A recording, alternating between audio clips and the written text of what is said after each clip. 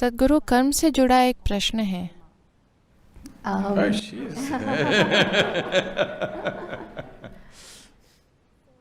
तो क्या अच्छे कर्म से बुरे कर्म कटते हैं?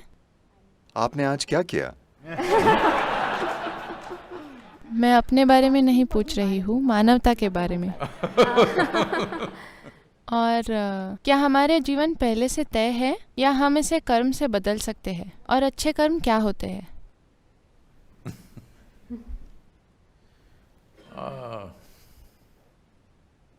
पहले इस शब्द को समझते हैं। मुझे पता है ये अंग्रेजी का हिस्सा बन गया है। कर्म अब एक अंग्रेजी शब्द है। कर्म शब्द का मतलब है काम। आप यहां बैठे हैं, यहां शारीरिक गतिविधि हो रही है, मानसिक गतिविधि हो रही है, भावनात्मक गतिविधि हो रही है और ऊर्जा गतिविधि हो रही है। हम सभी में, चाहे आप जगे हों या सो रहे हों, कर्म के 4 आयाम हर समय होते रहते हैं। आज सुबह जागने से लेकर उस बुरे कर्म के अलावा जो आपने किया, आपको बताने की जरूरत नहीं है। सुबह जागने से लेकर अब तक कुछ ही घंटे हुए हैं। 4 आयामों के कर्म का कितना हिस्सा आपने चेतनता से किया?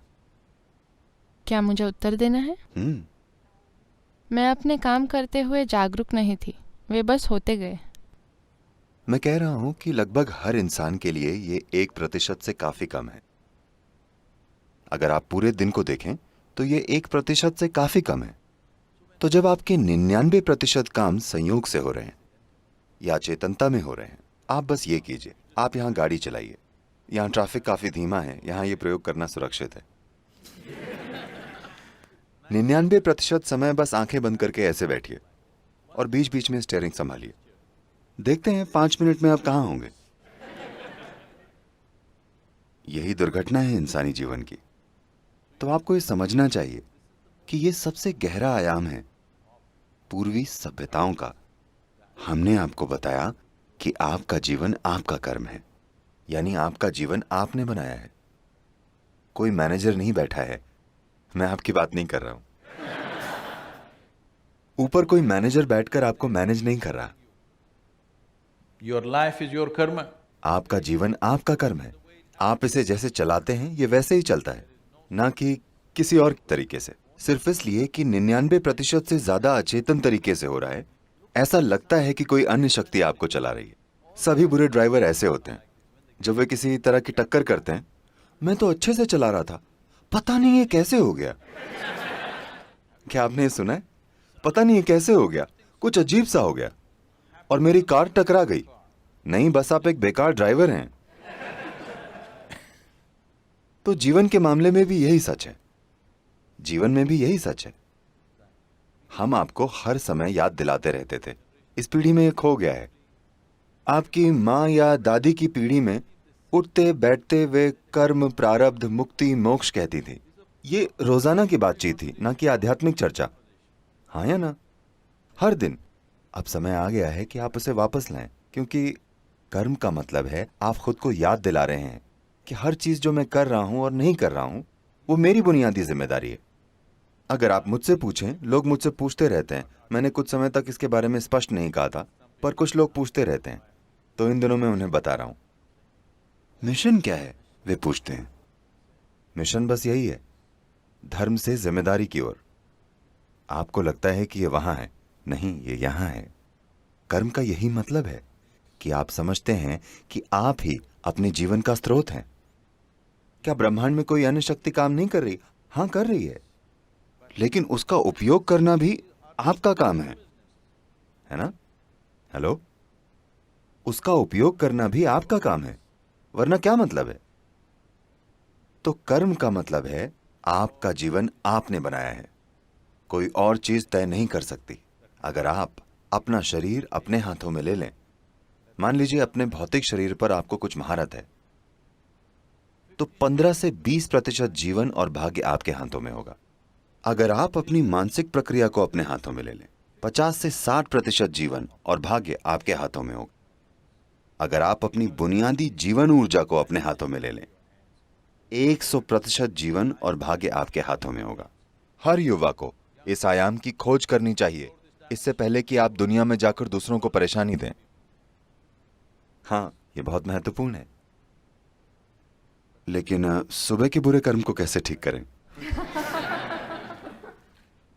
आपको समझना होगा, कर्म कोई इनाम या सजा का सिस्टम नहीं है। ये बस आपके अंदर बची हुई याददाश्त है। हर चीज, हर विचार, हर भावना, हर काम, हर गतिविधि जो आप करते हैं किसी रूप में इसमें रिकॉर्ड हो जाती है। ये याददाश्त एक रुझान बनाती है आपके लिए, क्योंकि इतनी ज्यादा याददाश्त इकट्ठा हो गई है। ये सॉफ्टवेयर की तरह है। You're writing unconscious software every moment. आप अचेतन सॉफ्टवेयर लिख रहे हैं हर पल। अगर आप यहां से वहां तक चलें, मैं कहूंगा यहां कम से कम 25 अलग अलग तरह की गंधें हैं। आप जागरूक नहीं हैं जब तक कि बहुत तेज गंध ना हो, किसी रूप में तेज सुगंध या दुर्गंध, तब आप ध्यान देंगे, वरना आप ध्यान नहीं देंगे। आप देखेंगे अगर एक कुत्ता आता है तो वो बस पता लगा लेता है आपने क्या किया है, क्या नहीं किया है, अच्छे और बुरे कर्म सब पता लगा लेता है। हाँ या ना? आप भी जागरूक हैं, आपका सिस्टम भी उसका बोध पाता है, क्योंकि आपका न्यूरोलॉजिकल सिस्टम कुत्ते के न्यूरोलॉजिकल सिस्टम से कहीं ज्यादा बेहतर है। क्या आप सहमत हैं? कुत्तों को पसंद करने वाले लोग, क्या ये ठीक है? इंसानी न्यूरोलॉजिकल सिस्टम किसी भी प्राणी के न्यूरोलॉजिकल सिस्टम से कहीं ज्यादा विकसित है। आप भी काबिल हैं, पर दिमागी गतिविधि की वजह से आप उसे चूक जाते हैं। आप एक काम कीजिए, बस जाकर कुछ समय जंगल में रहिए। आप देखेंगे कि अचानक से आपके सूंघने की काबिलियत, आप सब कुछ जान जाएंगे। बस अपनी नाक को थोड़ा ऊंचा उठाकर, अपनी नाक उठाकर आप जान जाएंगे कि क्या आ रहा है और क्या जा रहा है। आप भारत के गांव में सुन सकते हैं, लोग कहेंगे आज बारिश होगी। आप समझे? कुछ नहीं है, ना बारिश, ना कोई संकेत, ना बादल, कुछ भी नहीं। वे बस ऐसे करेंगे और कहेंगे आज बारिश होगी, और बारिश होती है, क्योंकि वातावरण में बदलाव हो रहे हैं। तो इस अचेतन प्रकृति की वजह से अगर आप वहां से यहां आते हैं तो उदाहरण के लिए ये सारी 25 गंधें सिस्टम में रिकॉर्ड हो जाती हैं, और इसी तरह देखी गई चीजें, सुनी गई ध्वनियां रिकॉर्ड रिकॉर्ड रिकॉर्ड होती हैं। तो जैसी चीजें आपने अंदर ली हैं, आप धीरे धीरे एक अचेतन रुझान बना लेते हैं। अचानक आपको यह पसंद आने लगता है, कुछ और नहीं, क्योंकि आपने वैसी सूचना अंदर ली है। ये रुझान पारंपरिक रूप से, क्योंकि आपने गंधों की बात की है, पारंपरिक रूप से हम इन्हें वासना कहते हैं। वासना बहुत अच्छी अभिव्यक्ति है, क्योंकि वासना मतलब गंध। तो गंध के आधार पर आप उसी तरह का जीवन अपनी ओर खींचते हैं, या आप उस दिशा में जाते हैं, वे यही कहना चाहते हैं। लेकिन मुख्य रूप से इसे आधुनिक शब्दों में कहें तो आप एक अचेतन सॉफ्टवेयर बना रहे हैं, जिससे वे खुद ही एक निश्चित तरीके से काम करने लगता है। इससे फर्क नहीं पड़ता कि सॉफ्टवेयर क्या है। क्या आप उसे फिर से लिख सकते हैं? बिल्कुल लिख सकते हैं, वो भी आपका कर्म है। तो क्या आप अपने द्वारा किए गए अचेतन कर्मों को अपने जीवन की प्रकृति या भाग्य तय करने देंगे, या आप ये सुनिश्चित करेंगे कि आपके द्वारा किए गए चेतन काम आपके जीवन का भाग्य तय करेंगे? ये आपको तय करना है।